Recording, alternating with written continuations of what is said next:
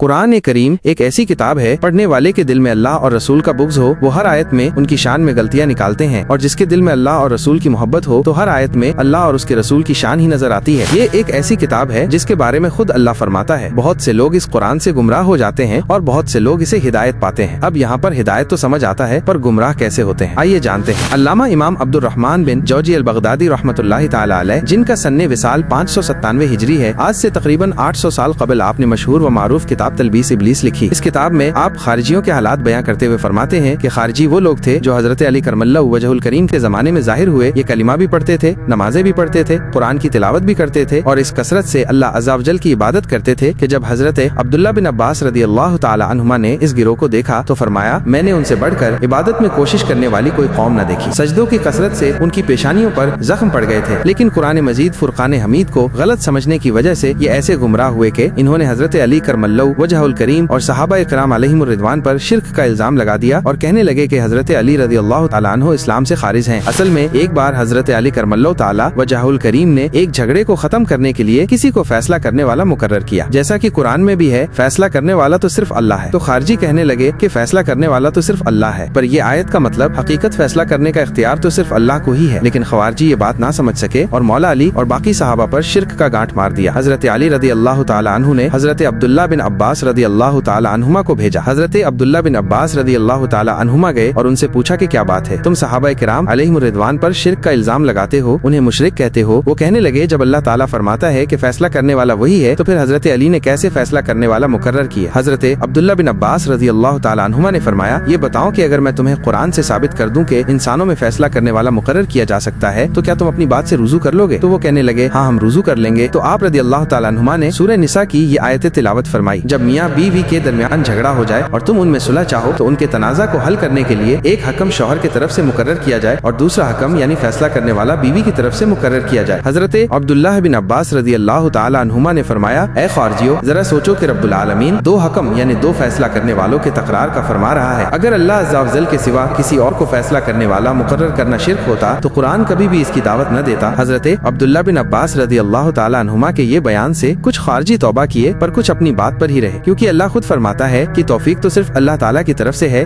جیسا اس سمے خارجیوں کا حال تھا ویسا ہی آج کے سمے کے لوگوں کا ہے، جیسے اللہ قرآن میں فرماتا ہے فرما دیجئے میرے لیے اللہ عز و جل کافی ہے، تو کیا آیت کو لے کر کوئی کہے گا کسی اور کے بارے میں کہنا کہ یہ میرے لیے کافی ہے تو کیا یہ شرک ہوگا؟ پر دوسری جگہ اللہ فرماتا ہے اے نبی صلی اللہ علیہ وسلم آپ کو اللہ عز و جل بھی کافی ہے اور آپ کی جوڑی بنانے والے نیک صالح مومنین بھی آپ صلی اللہ علیہ وسلم کو کافی ہیں۔ ایک طرف فرمایا گیا فرما دیجئے میرے لیے اللہ عز و جل کافی ہے، اور دوسری طرف فرمایا گیا کہ اے نبی صلی اللہ علیہ وسلم آپ کو اللہ عز و جل بھی کافی ہے اور آپ کی پیروی کرنے والے نیک صالح مومنین بھی آپ صلی اللہ علیہ وسلم کو کافی ہیں۔ سوال یہ ہے کہ جب اللہ کافی ہے تو کسی اور کی کیا حاجت اور کیا ضروری؟ اس کا جواب مفسرین نے بڑا پیارا دیا، فرمایا جہاں یہ کہا جائے کہ اللہ کافی ہے تو اس سے مراد یہ ہے کہ حقیقی طور پر سب کچھ دینے والا اللہ ہی ہے، اور جہاں یہ کہا جائے کہ نیک مومنین کافی ہیں تو اسے مراد یہ ہے کہ وہ اللہ عز و جل کی عطا سے کافی ہیں۔ اور جیسے اللہ فرماتا ہے بے شک اللہ تعالیٰ لوگوں پر رؤوف و رحیم ہے، اور دوسری جگہ فرماتا ہے کہ بے شک تمہارے پاس تمہیں میں سے وہ رسول تشریف لائے جن پر تمہارا مشقت میں پڑنا ہونا بھاری ہے، تمہاری بھلائی کو بہت چاہنے والے ہیں، مومنوں پر رؤوف اور رحیم ہے۔ یہاں مفسرین نے بہت ہی پیاری بات ارشاد فرمائی، فرمایا رؤوف الرحیم اللہ عز و جل بھی ہے اور رسول صلی اللہ علیہ وسلم بھی ہیں، لیکن برابری نہیں ہے، اس لیے کہ اللہ عز و جل کا رؤوف الرحیم ہونا جاتا ہے اور حضور صلی اللہ علیہ وسلم کا رؤوف الرحیم ہونا اللہ عز و جل کی عطا سے ہے۔ اور اللہ فرماتا ہے اللہ جسے چاہے بیٹیاں عطا فرمائے اور جسے چاہے بیٹے دے، اور دوسری جگہ فرماتا ہے جبریل امین نے کہا میں تو صرف تیرے رب کا بھیجا ہوا قاصد ہوں، میں اسی لیے آیا ہوں تاکہ تجھے ستھرا اور پاکیزہ بیٹا عطا کروں۔ یہاں بھی وہی بات آئے گی کہ حقیقت طور پر عطا کرنے والا اللہ تعالیٰ ہی ہے، جبریل امین جو عطا کر رہے ہیں وہ اللہ کی عطا اور اس کی مرضی سے کر رہے ہیں۔ اور جیسا اللہ فرماتا ہے اللہ عز و جل ہی جانوں کو موت دیتا ہے، روح قبض کرتا ہے، زندگی موت دینے والا اللہ عز و جل ہی ہے۔ اور دوسری جگہ فرماتا ہے آپ صلی اللہ علیہ وسلم فرمائیں موت کے فرشتے حضرت ملک الموت تمہیں موت دیں گے۔ یہاں بھی وہی بات آئے گی، در حقیقت دونوں آیتوں میں کوئی ٹکراؤ نہیں، سمجھ یہ ہے کہ حقیقی طور پر موت دینے والا اللہ عز و جل ہی ہے۔ حضرت ملک الموت علیہ السلام اللہ عز و جل کی عطا سے یہ کام کرتے ہیں، اور اللہ فرماتا ہے تم فرما دو جو کوئی آسمان اور زمین میں ہے اللہ عز و جل کے سوا کوئی غیب نہیں جانتا۔ اور دوسری جگہ فرماتا ہے غیب کا جانے والا رب العالمین غیب کا علم کسی کو نہیں دیتا مگر اپنے رسولوں کو پسند فرماتا ہے اور انہیں غیب کا علم عطا فرماتا ہے۔ دونوں آیتوں کا مطلب مفسرین نے یہ فرمایا کہ حقیقت طور پر غیب جانے والا صرف اور صرف اللہ عز و جل ہے اور اپنے رسول کو اپنے عطا سے غیب کا علم دیتا ہے۔ جب وہ اپنے عطا سے دیتا تو دونوں میں برابری نہیں ہوگی، اور برابری نہیں ہوگی تو یہ شرک بھی نہیں ہوگا۔ ٹھیک ویسے ہی اللہ فرماتا ہے مسلمانوں کا مددگار मददगार अल्लाह अज़्ज़ा व जल है। अब आज के लोग इस आयत को लेकर फितना फैलाते हैं कि किसी और से मदद लेना शिर्क होता है, पर अल्लाह दूसरे जगह फरमाता है, बेशक अल्लाह उनका मौला है, मददगार है, और जिब्रील मौला है, मददगार है, और सालेह मुआमिनीन मददगार हैं। और फरमाता है अल्लाह अज़्ज़ा व जल और उसका रसूल और ईमान वाले तुम्हारे मददगार हैं। यहाँ भी वही बात है कि अल्लाह अज़्ज़ा व जल ज़ाती मददगार और हकीकी मददगार है, और रसूल की मदद और नेक मुआमिनीन की मदद अल्लाह की अता से है। असल बात यह है कि कुरान ये अकीदा बयां कर रहा है कि अल्लाह ताला ही मदद फरमाएगा, लेकिन अल्लाह ताला अपने नेक बंदों को मकाम, मर्तबा और बुलंदी अता फरमाता है। इनसे बवस्ता रहेंगे और इनकी बारगाह में हाजिर होंगे तो अल्लाह अज़्ज़ा व जल करम फरमाएगा और इनकी दुआओं के सदके हमारा बेड़ा पार फरमा देगा। और जब बात ये हो रही है कि ये लोग अल्लाह की अता से हमारी मदद करेंगे तो फिर ये बराबरी होगी ही नहीं। जब बराबरी होगी ही नहीं तो फिर शिर्क कैसे होगा? अब आप लोगों का दिमाग में ये बात आती होगी कि ये लोग तो मर चुके हैं, तो हमारी मदद कैसे करेंगे? तो इसके लिए आप मेरी गैरुल्लाह से मदद पार्ट 4 और 5 देखें। उसमें मैंने बताया कि ये लोग किस तरह अपनी कब्र में जिंदा हैं।